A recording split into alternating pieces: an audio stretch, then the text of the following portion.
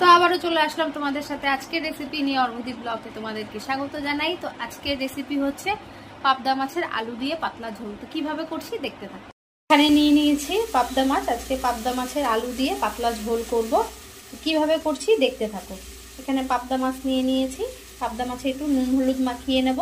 তার জন্য দিয়ে দিচ্ছি নুন, দিয়ে দেবো হলুদ, আর দিয়ে দেবো একটু কাঁচা সর্ষের তেল।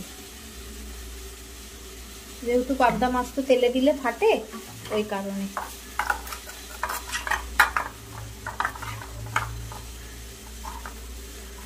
ভালো করে এবার মাখিয়ে নেব। প্রত্যেকটা মাছে কিন্তু ডিম রয়েছে।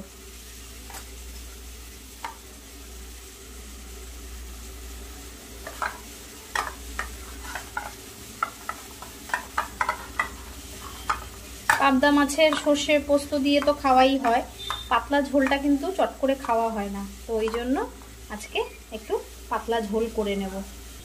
কড়াইতে কিন্তু তেল দিয়ে দিয়েছি। তেলটা গরম হলে মাছটা ভেজে নেব। তেল কিন্তু গরম হয়ে গেছে। এবার একে একে মাছগুলো দিয়ে দেবো। মাছগুলো কিন্তু ভেজে নিচ্ছি। মাছ ভাজা কিন্তু কমপ্লিট হয়ে গেছে। এবারে এই তেলের মধ্যেই দিয়ে দেব কালো জিরে আর সাদা জিরে সম্বার।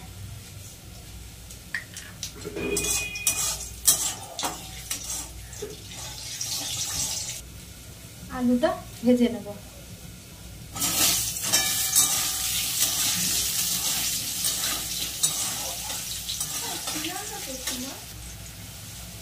আলু তো ভাজা চলছে। আর এখানে কিন্তু আমি একটু মশলাটা নিয়ে নিয়েছি। এখানে আছে নুন, হলুদ, একটু শুকনো লঙ্কার গুঁড়ো আর সাদা জিরের গুঁড়ো। তো এটা আমি এখন একটু জল দিয়ে গুলে নেব।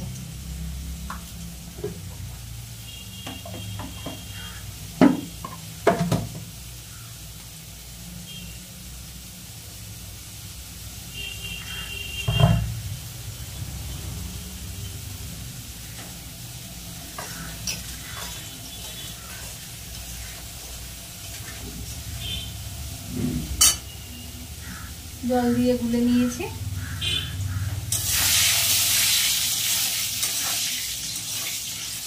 আলুটা হালকা ভাজা ভাজা হয়ে গেছে।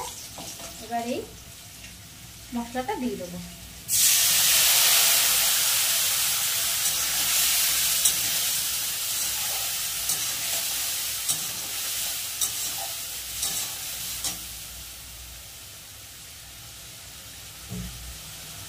দিয়ে দেবো দুটো কাঁচা লঙ্কা, মানে কাঁচা পাকা লঙ্কা।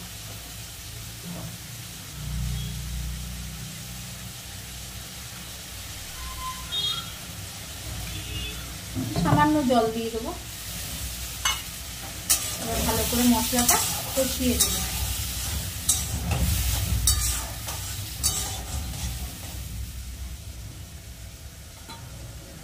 একটু ঢাকা দিয়ে দেবো।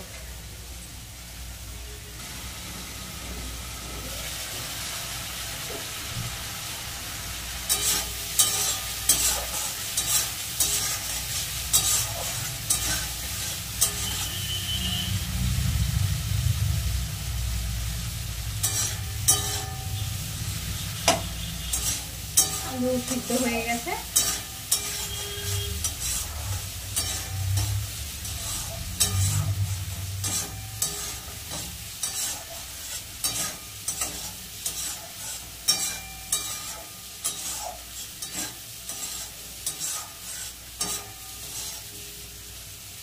এবার জল দিয়ে দেবো। মশলাটা ভালো করে কষিয়ে নিয়েছি।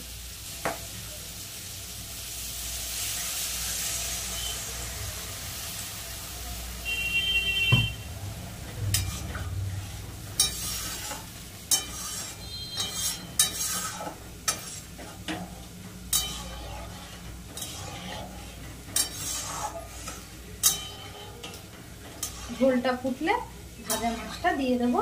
আর গরমে কিন্তু এরকম হালকা পাতলা ঝোলই খেতে ভালো লাগে। ইলিশ মাছের ঝোলটাও যেমন ভালো লাগে, এরকম পাতলা পাবদা মাছের ঝোলটাও কিন্তু ভালো লাগে। আর আলু দিয়ে অনেকে করে, আবার অনেকে বেগুন দিয়েও করে।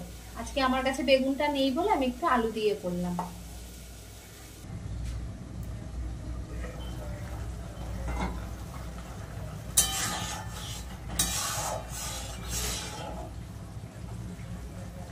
আলুও সিদ্ধ হয়ে গেছে, এবার মাছগুলো দিয়ে দেবো।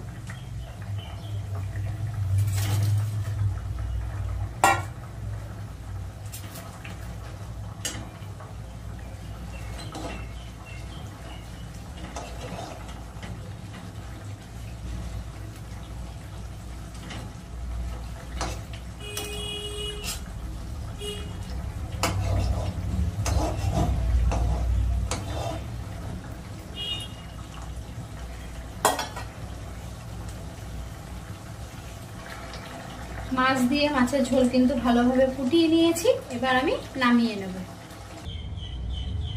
তো এই যে মাছের ঝোল কিন্তু রেডি, একদম আলু দিয়ে পাবদা মাছের পাতলা ঝোল। আমার রেসিপিটা কেমন হয়েছে অবশ্যই কমেন্ট করে জানিও। ভালো লাগলে লাইক কমেন্ট শেয়ার করো, আর আমার চ্যানেলটাকে সাবস্ক্রাইব করো। আমার চ্যানেলের নাম হচ্ছে অর্ঘ্যদীপ বসা। তো আজকের মতন টাটা।